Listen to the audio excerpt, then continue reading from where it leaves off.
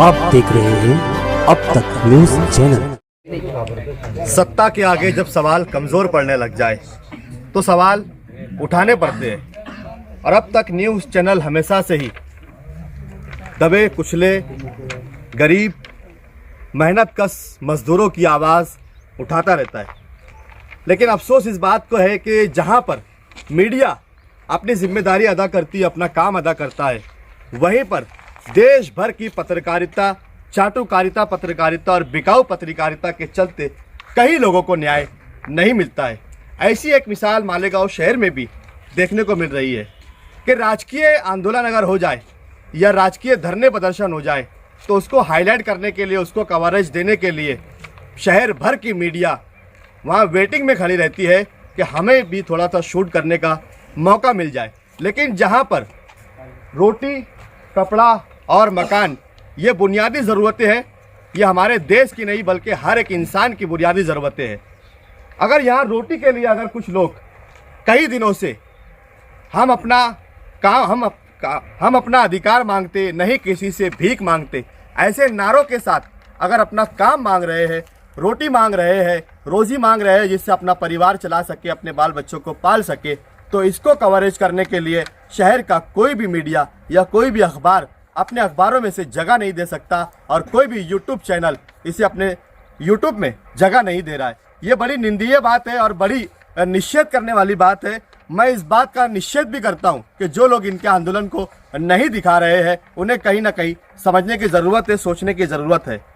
ये लोगों का वाटर गिरेज कंपनी, घंटा गाड़ी कामगार यूनियन आज यहाँ पर मालेगांव खत प्रकल्प यानी कि जहाँ पर मालेगांव शहर का कचरा डेपो है, जहाँ पर शहर भर से गंदगियाँ जमा कर लाकर फेंका जाता है। मालेगांव महानगर पालिका के बाहर कई दिनों तक अपने हक और अधिकार को लेकर आंदोलन करते रहे, लेकिन इंसाफ नहीं मिला। हुआ ये कि उन लोगों को काम से भी निकाल दिया गया। 165 लोग आज यहाँ पर आंदोलन पर बैठे हुए हैं और क्या मांग रहे हैं?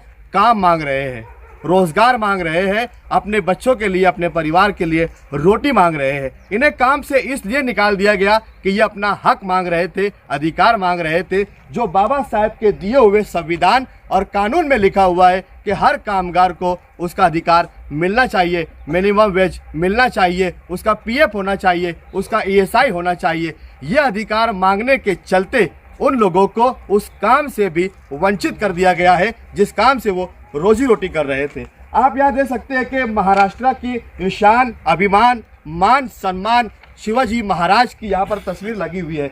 ये छत्रपति शिवाजी महाराज का महाराष्ट्र है, और इस महाराष्ट्र में जहाँ पर छत्रपति शिवाजी महाराज के नाम पर कई राजकीय पार्टियां अपनी दुकान चलाते हैं, अपनी सरकार चलाते हैं, लेकिन इसी छत्रपति शिवाजी महाराष्ट्र के महाराष्ट्र में नासिक जिला में मालेगांव शहर में यहाँ पर रोजी रोटी मांगने के लिए भी धरना, आंदोलन और प्रदर्शन करना पड़ रहा है। इस देश में और इस महाराष्ट्र में क्या चल रहा है? संविधान से जीने वाले और संविधान से चलने वाले इस देश में लोकतंत्र में लोकशाही नहीं बल्कि लोकतंत्र नहीं लोकशाही चल रही है। ये इस प्रकार से कब तक चलता रहेगा? मेरे हाथ में एक कागज़ है जो मालेगांव कामगार आयुक्त नासिक कार्यालय से निकाला गया है, जिसके अंदर स्पष्ट लिखा गया है कि इन कामगारों को काम पर लेना चाहिए। अगर इस कामगारों को काम पर नहीं लिया जाता है तो वाटर गिरेज कंपनी का नीचे की 2 लाइनों में मैंने यहाँ पर जो पढ़ा है उस पर यह लिखा गया कि त्यानुसार सादर कॉन्ट्रॅक्टदाराचे नाव काळ्या यादी टाकण्याबाबत, यानी कि मालेगांव नहीं बल्कि नासिक जिला कामगार कार्यालय से ये शासकीय लेटर निकला है कि अगर वो इन लोगों को काम पर नहीं लेते हैं तो इस वाटर गिरेज कंपनी को ब्लैक लिस्ट किया जाए। इन्हें ब्लैक लिस्ट करना चाहिए और इन्हें कोई भी ब्लैक लिस्ट करने के बाद किसी भी नगर पालिका में काम नहीं मिलेगा। लेकिन ये मालेगांव नहीं बल्कि मालेगांव कारपोरेशन, जिसमें 15 दिन से कमिश्नर साहब छुट्टी पर है, कमिश्नर साहब कारपोरेशन आ नहीं रहे हैं और कोई भी अधिकारी इसके ऊपर कोई ध्यान देने के लिए, कोई बात करने के लिए तैयार नहीं है। महाराष्ट्र शासन से आए हुए कागज़ों की भी कोई अहमियत और कोई वैल्यू यहाँ पर नहीं समझी जा रही है। कोई उसके ऊपर आदेश पर फॉलोअप नहीं लिया जा रहा है। नियमों की धज्जियाँ यहाँ पर मालेगांव महानगर पालिका अधिकारी उड़ा रहे हैं। क्या इनको अधिकार कहाँ से मिलता है? इतनी ताकत इन लोगों को कहाँ से आती है कि 165 लोग यहाँ पर इस 3 तारीख से अपने रोजगार मांगने के लिए, काम मांगने के लिए, रोटी मांगने के लिए धरना आंदोलन कर रहे हैं।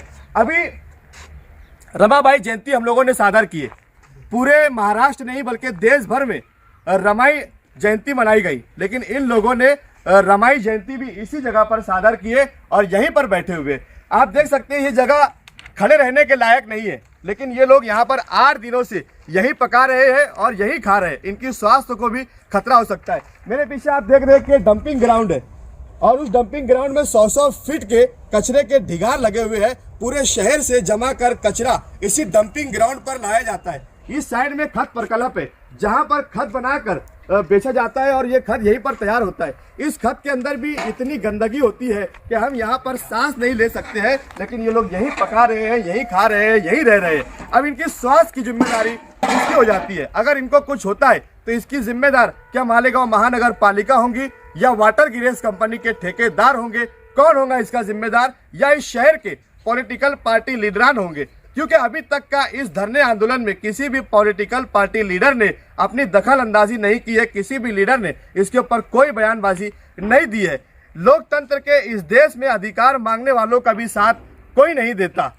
ये बहुत दुर्धर्नीय बात है कि इस मालेगांव शहर में इस प्रकार से हो रहा है। हमारे साथ में इस यूनियन में जो लोग इस यूनियन को चला रहे हैं और जो लोग इस धरने पर बैठे हुए हैं, हम लोग इनसे भी बात करेंगे कि इतने दिनों से आंदोलन पर बैठे हैं, इनकी क्या परिस्थिति हो गई है, इनके क्या हालात हो गए। शहर भर से लोग हमसे पूछ रहे थे कि घंटा गाड़ियाँ नहीं आ रही है, कचरा नहीं उठ रहा है, साफ सफाई नहीं हो रही है। तो क्यों नहीं हो रही है? कचरे का घंटा गाड़ियाँ क्यों नहीं आ रही है? क्योंकि अभी तक मीडिया ने अपनी जिम्मेदारी अदा न करते हुए शहर को ये नहीं दिखाया कि वाटर गिरेज जिसका ये ठेका है उसकी जो घंटा गाड़ियाँ है वो इस कंपाउंड के अंदर पैक है, इस कंपाउंड में खड़ी हुई है, जिसकी वजह से शहर भर में कहीं भी घंटा गाड़ियाँ नहीं पहुँच रही है, कचरा नहीं उठ रहा है। शहर भर में कचरों का अंबार लग रहा है, बीमारियाँ और गंदे जरासीम जिससे पैदा हो रहे हैं। शहर की आम जनता जनार्दन जिसके टैक्स से मालेगांव शहर महानगर पालिका चलती है, उन नगर नागरिकों की स्वास्थ्य को भी खतरा हो रहा है। अब इसके ऊपर सबसे अहम जिम्मेदार कौन है? किसकी गलती है? कौन कसूरवार है? क्या उसके ऊपर कानूनी कार्रवाई होनी चाहिए? क्या वाटर गिरेज कंपनी का ठेका रद्द होना चाहिए? क्या वाटर गिरेज कंपनी को ब्लैक लिस्ट में जाना चाहिए? या फिर इन कामगारों को रोटी रोजी और कपड़ा मकान मिलना चाहिए? ये मुद्दे के सवाल है। इसके ऊपर बात करने के लिए हमारे साथ में जो लोग यहाँ धरने पर बैठे हुए हैं, जो इसको लीड कर रहे हैं, CI2 संगठन यूनियन के जो अध्यक्ष भी है, उनसे भी बात करेंगे। रमेश जगताप हमारे साथ में है कि वो क्या कहेंगे, और फिर बाकी हम कामगारों से भी बात करेंगे कि अभी तक इस पर कोई निर्णय नहीं लिया गया। क्या आंदोलन की दिशा बदलेंगी या फिर इसी प्रकार से चलता रहेगा आंदोलन? क्या कहेंगे आप इसके ऊपर? देखो, अभी 200 कामगार थे हमारे साथ। 200 में से 30-35 लोगों को उन्होंने काम पे रखा है। अगर ऐसे चलते रहा आंदोलन का रुख हम बदलेंगे। कैसे बदलेंगे आंदोलन का रुख? क्या अगला स्टेप क्या होगा? उसके कुछ गोपनीय बातें हैं जो हम नहीं बता सकते मीडिया के सामने। तो आंदोलन का रुख हम ज़रूर बदलेंगे, क्योंकि यहाँ पे भूखे प्यासे बहुत गंदगी में हम कैसे रह रहे हैं हमें पता है। इसमें से 10-12 लोग बीमार भी पड़े हैं, जिनको बुखार सर्दी ये सब मालूम पड़ रहा है। स्वच्छ विभाग की ओर से अभी तक कोई मतलब लेटर या कोई कार्रवाई या कोई बातचीत, कोई आश्वासन? ऐसा है कि जो नगर पालिका के अधिकारी हैं वो बिक गए हैं। उन्होंने हफ्ते ले लेके उनके बोझ तले उनकी ज़बान नहीं खुल रही है, इसलिए वो कोई लेटर नहीं भेजते। हम जाते हैं मीटिंग में, हमको बताते हमने उनको लेटर दिया है, वो बातचीत करने वाले हैं, लेकिन जो ठोस कार्रवाई करना चाहिए वो नहीं कर पाते अभी तक। वाटर गैस कंपनी की तरफ से कोई बातचीत? वाटर गैस कंपनी की तरफ से कल से थोड़ी सी हलचलें हुई है। उनके जो जिम्मेदार लोग थे उनकी मेरी मुलाकात हुई। क्या निर्णय निकला उसमें? उसमें अभी पूरी तरह से निर्णय नहीं निकला है, लेकिन वो बता रहे कि हम मिटाने को तैयार है और बातचीत करके अपन जो भी मसले मसाइल होंगे वो छोड़ेंगे उन्हें। लेकिन इस प्रकार से बातें आ रही है कि वो बॉन्ड पर लिख कर लेने की बात चल रही है। नहीं, बॉन्ड पर था। देखो, जो हमारे हक और अधिकार है, जैसे हमने पीछे भी साफ सफाई कर्मचारी जो थे, जो उनको मिला के दिए, तो हम हमारे हक अधिकार की अगर कुछ बात करते हैं तो हम मिटाने को तैयार हैं। और भी लोग हमारे साथ में, हम वो भी बात करेंगे। और घंटा गाड़ियाँ शहर में क्यों नहीं पहुंच रही है, घंटा गाड़ियाँ कहाँ पर खड़ी हुई है, ये भी दिखाएंगे हम लोग को। घंटा गाड़ियाँ कहाँ पर खड़ी हुई है और कैसे, मतलब कितने दिनों से घंटा गाड़ियाँ यहाँ पर है और क्या चल रहा है यहाँ पर। बाबा क्या नाम है आपका? अब्दुल गनी। कितने दिनों से यहाँ मतलब धरने पर? 15 दिन हो गए। क्या परिस्थिति है आपके घर की? घर में कुछ नहीं है, खाने को बैठे हैं आराम से। यहाँ पे भी एक टाइम मिलता है, एक टाइम खाते हैं और रात भर सोते। यही सोते हैं? हाँ यही सोते, इस गंदगी में? गंदगी में। इससे तो मतलब तबीयत बिगड़ सकती है, कुछ भी हो सकता है। तो हम कुछ धन दौलत नहीं मांग रहे, हाँ, सिर्फ हमारा अधिकार मांग रहे हैं।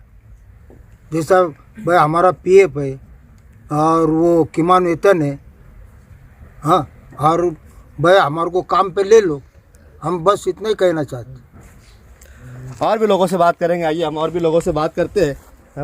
क्या नाम है आपका?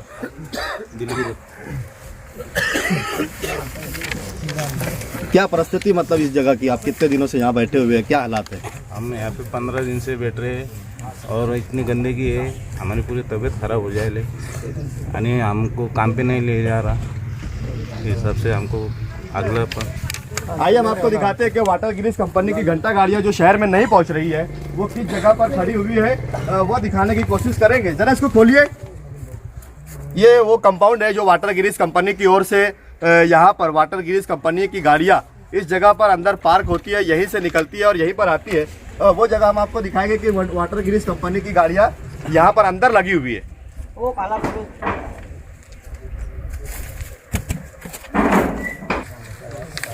तो वाटर गिरीज कंपनी की गाड़ियां मतलब यहाँ पर कई दिनों से खड़ी हुई है, जिसके चलते शहर भर में कचरे की गाड़ियां नहीं पहुंच पा रही है और शहर भर में गंदगियों के अंबार लगे हुए। अब सवाल ये पैदा होता है कि इसका निर्णय कब निकलेगा और इन लोगों को रोजगार कब मिलेगा, इन लोगों को वापस काम पर कब लिया जाएगा। हम अपनी जिम्मेदारी अदा करने के लिए यहाँ पहुँचे थे, हम लोगों ने सवाल उठाया है। हम अपने चैनल के माध्यम से प्रशासक साहब से भी ये कहना चाहेंगे कि जल्द से जल्द आप इसमें दखल अंदाजी करें और इस लोगों के जो भी निर्णय है बैठकर इन लोगों को जल्द से जल्द काम पर वापस लेने की आप ठेकेदार से जो भी कानूनी प्रोसीजर हो सकती है उस कानूनी अधिकार से इन लोगों को वापस काम पर लिया जाए। आप देख रहे थे अब तक न्यूज़ में जाबिर शाह, कैमरामैन छोटू शाह के साथ। फिर मुलाकात होगी किसी नए सवाल के साथ। जय हिंद।